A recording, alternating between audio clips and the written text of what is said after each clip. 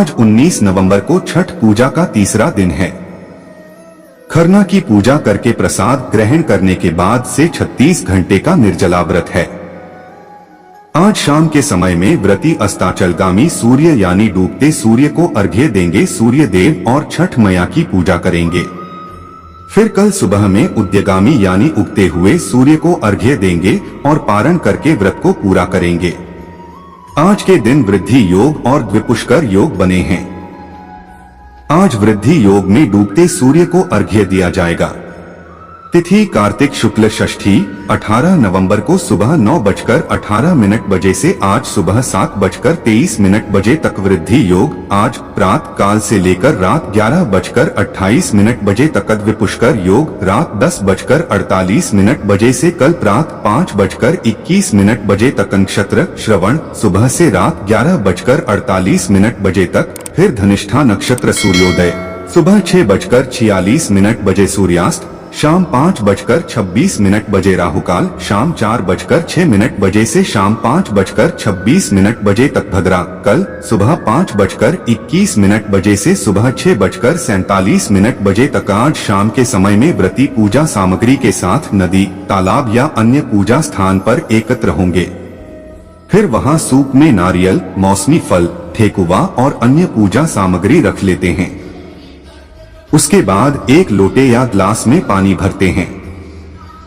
उसमें दूध, लाल चंदन, लाल फूल, कुश आदि डालते हैं। सूर्य देव जब अस्त हो रहे हों और उनका रंग लाल हो तो उस समय उनको अर्घ्य देते हैं।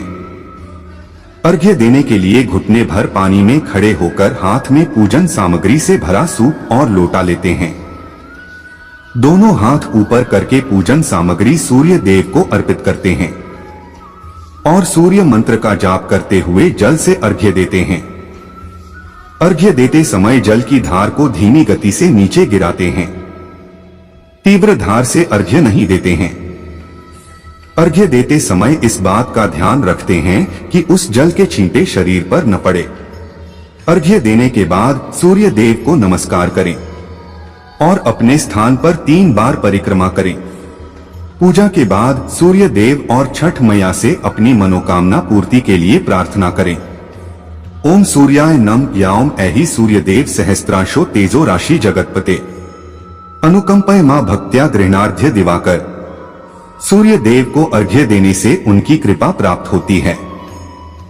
सूर्य देव प्रसन्न होकर धन, धान्य, आरोग्य, सुख, समृद्धि का आशीर्वाद देते हैं।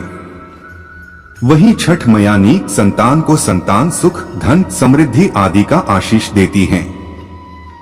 सूर्य पूजा करने से कुंडली में सूर्य की स्थिति भी मजबूत होती है, जिससे आपके यश और कीर्ति में वृद्धि होती है।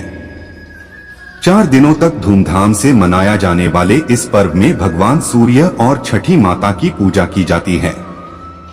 छठ पर्व के तीसरे दिन संध्या काल में सूर्य देव को अर्घ्य दिया जाता है और अगले दिन उषा काल में उगते हुए सूर्य को अर्घ्य देने के बाद व्रत का पारण किया जाता है। आइए जानते हैं क्यों संध्या और उषा काल में सूर्य को दिया जाता है अर्घ्य।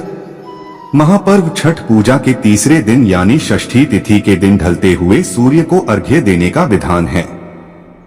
छठ पूजा में यह दिन सबसे महत्वपूर्ण माना जाता है। इस परंपरा को संध्या अर्घ्य के नाम से जाना जाता है। शास्त्रों के अनुसार भगवान सूर्य की पत्नी का नाम प्रत्युषा है, जो हर समय उनके साथ रहती हैं। इसलिए संध्या पूजा में माताएं प्रत्युषा को अर्घ्य देती हैं। उनकी आराधना करने से व्रती महिलाओं को विशेष लाभ होता है और उनकी उपासना सफल हो जाती है। छठ पर्व के सप्तमी तिथि के दिन उषा काल में भगवान सूर्य को अर्घ्य दिया जाता है और व्रत का पारण किया जाता है। धार्मिक मान्यताओं के अनुसार ऐसा करने से भगवान सूर्य प्रसन्न होते हैं और भक्तों की सभी मनोकामनाएं पूर्ण कर देते हैं।